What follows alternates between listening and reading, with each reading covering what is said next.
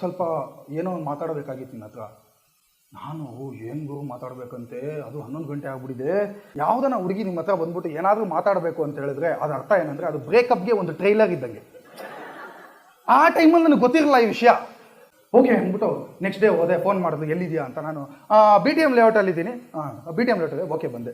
ಬಂದ ತಕ್ಷಣ ಪಾಪನ್ ನಮ್ಮ ಮನೇಲಿ ಹುಡುಕ್ತಾ ಇದ್ದಾರೆ. ಓ ನಿಮ್ಮ ಮನೇಲಿ ನಿನ್ನ ಹುಡುಕ್ತಾ ಇದ್ದಾರೆ? ಇಲ್ಲ BTM ಲೇಔಟಲ್ಲಿ ಇದ್ದೀನಿ ಅಂತ ಹೇಳ್ಬಿಡೋದು. ನಿಂಗೆ ಯಾವಾಗಲೂ ತಮಾಷೆನೆ. ಈ ಹುಡುಗಿಗೆ ಬಂದು ಕಿತ್ತೋಗಿರೋ ಲಾಜಿಕ್ ಇದೆ ಗುರು.